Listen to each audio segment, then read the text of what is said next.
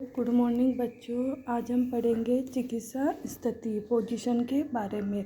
मतलब patient position क्या होती है, पोजीशन क्या होती है, उसके बारे में हम पढ़ेंगे। चिकित्सा स्थिति क्या है?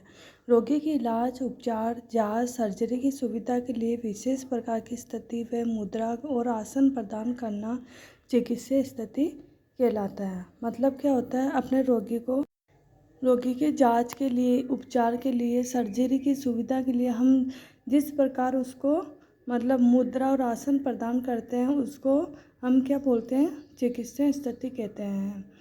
मतलब उसमें स्थिति के बारे में जानेंगे। पोजीशन का मतलब आसन होता है, आपके शरीर के खड़े होने, बैठने और दैनिक कार्यों को करने की स्थिति है। एक पोजीशन शरीर को अच्छा संतुलन प्रदान करती है और उसके शरीर को आराम मिलता है। मतलब हम खड़े होते हैं, बैठते हैं, सोते हैं, वो सारी हमें क्या है, पोजीशन है। अलग अलग काम में अलग अलग पोजीशन होती है। जैसे जांच के लिए जैसे ये बैठा हुआ है ना। सर्जरी के लिए हम ऐसी पोजीशन लेफ़्ट लेटरल पोजीशन काम में लेते हैं। रोगी की ज़रूरत के अनुसार पोजीशन बदलना जीडी के लिए एक आधारभूत प्रक्रिया है। रोगी का पोजीशन बदलने के लिए निम्न कारण हो सकते हैं की ज़रूरत के अनुसार उसकी पोजीशन बदली जाती है। अलग अलग बीमारी में अलग अलग पोजीशन बदली जाती है। अब है चिकित्सा स्थिति के उद्देश्य। पहला है रोगी आराम को बढ़ावा देना, मतलब रोगी को आराम हो उसको बढ़ावा देना। डायफ्राम से दबाव को कम करना, ये पाचन क्रिया को भी बेहतर बनाता है, ये श्वसन क्रिया को भी बेहतर बनाता है। अगर जैसे किसी पेशेंट को सांस लेने में दिक्कत आ रही है तो उसको कौन सी पोजीशन देंगे अपन, उसको फावलर्स पोजीशन देंगे। और पाचन क्रिया, जैसे पाचन क्रिया में अगर पोजीशन के हिसाब से पाचन क्रिया को भी ये बेहतर बनाता है। और रोगी को क्या करता है, ये आराम प्रदान करता है। अब है फेफड़ों को के अधिक फैलने में सहायता करता है। मतलब इसको क्या करते हैं, फेफड़े जो होते हैं उसको फैलने में भी सहायता करता है। रोगी के दर्द को क्या करता है, कम करता है। और रक्त के परिसंचरण को उत्तेजित करने के लिए, ब्लड सर्कुलेशन बढ़ाने के लिए, मांसपेशियों को तनाव से राहत देने के लिए, मसल्स होते हैं उसको तनाव से राहत देने के लिए, और बेड शोर से बचाने के लिए भी पोजीशन का उपयोग करते हैं। अब है विभिन्न प्रकार के पोजीशन। अब कितने प्रकार के पोजीशन होते हैं उनके बारे में जानेंगे। पहला है सुपाइन पोजीशन, प्रोन, फिर है lateral, Fowler's position, Sims position, dorsal position और नी चेस्ट पोजीशन। पहला है पृष्ठीय पोजीशन, फिर है प्रवणन स्थिति, किनारे से लेटने की स्थिति, फिर बहेलिया स्थिति, फिर है सिम्स और फिर डोर्सल स्थिति और फिर घुटना और छाती स्थिति। अब हम उनके बारे में जानेंगे। आइए हम पोजीशन के बारे में जानते हैं। पहला है सुपाइन पोजीशन। सुपाइन पोजीशन की स्थिति क्या है, जैसे कि डायग्राम में बताया गया है सुपाइन पोजीशन कैसे होता है।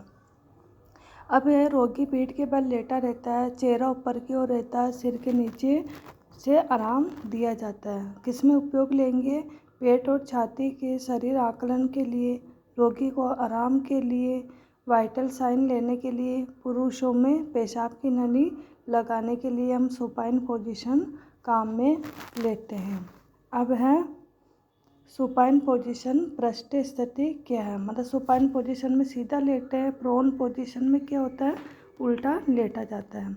रोगी समतल स्थान पर पेट के बल लेटा रहेगा और चेहरा नीचे की ओर रहेगा और मुंह किनारों से मुड़ा रहेगा। सिर को तकिए से आराम दिया जाता है। इस स्थिति को प्रोन पोजीशन का प्रणव, जैसे कि अपन उल्टा सोते हैं उसमें अपने क्या होता है, सिर के और पेट के नीचे क्या होता है, पिलो लगा रहता है और सिर क्या होता है, एक साइड किनारों पर मुड़ा रहता है। सिर को तकिए से आराम दिया जाता है। इस स्थिति को हम प्रोन पोजीशन या प्रवण स्थिति भी कहते हैं।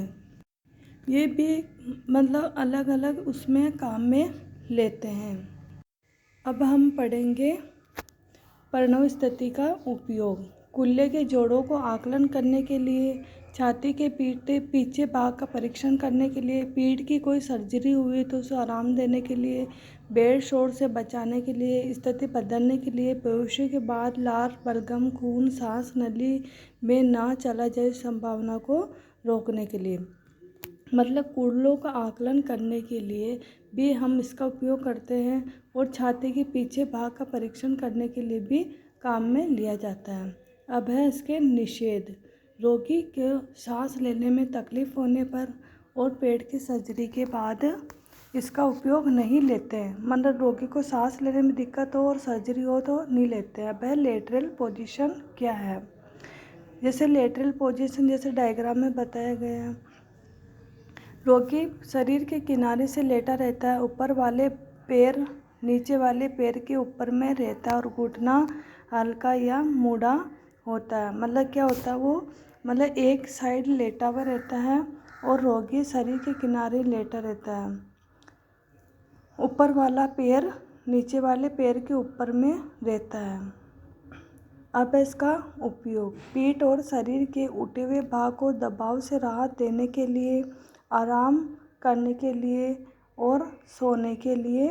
इस मतलब अपन भी इसी स्थिति में सोते हैं तो वो सोने के लिए भी होता है। अब है लेफ्ट लेटरल रिकम्बेंट और राइट लेटरल रिकम्बेंट। अब इसका उपयोग फावलर पोजीशन क्या है या बेहलिया स्थिति क्या है।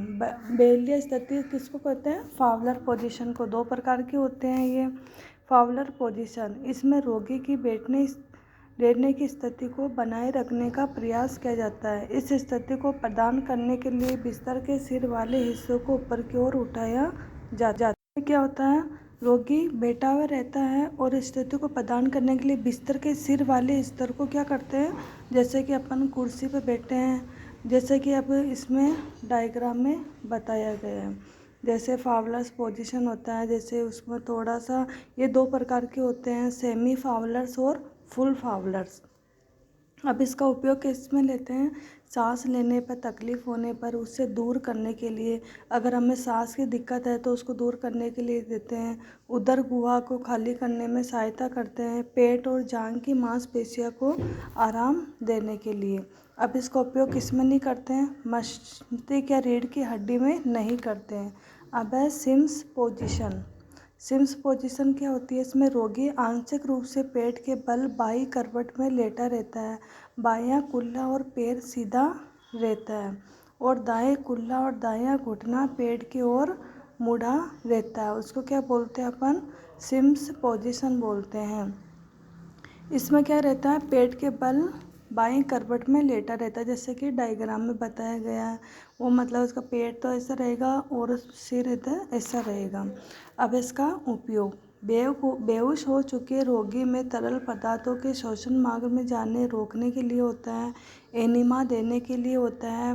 पैर के अतिरिक्त दबाव को कम करने के लिए सिम्स पोजीशन का उपयोग देते हैं। जैसे अपन एनिमा देते हैं उसमें भी क्या करते हैं, अपन सिम्स पोजीशन देते हैं ताकि उसमें एनिमा आसानी से जा सके। अब है डोर्सल एलिवेटेड क्या है, उसके उपयोग। अब है डोर्सल एलिवेटेड। इस स्थिति में रोगी पीठ के बल लेटा रहता है। दोनों टांगे के मध्य हल्का सा रिक्त स्थान रहता है। घुटने बीच में से मुड़े हुए रहते हैं। रोगी के पैरों के तलवे बिस्तर पर सीधे टिके रहते हैं। मतलब क्या होता है, पीठ के बल लेटा रहता है, मतलब सीधा लेटा रहता है। दोनों टांगे के मध्य क्या होता है, हल्का सा रिक्त स्थान रहता है और घुटने बीच में से मुड़े हुए रहते हैं।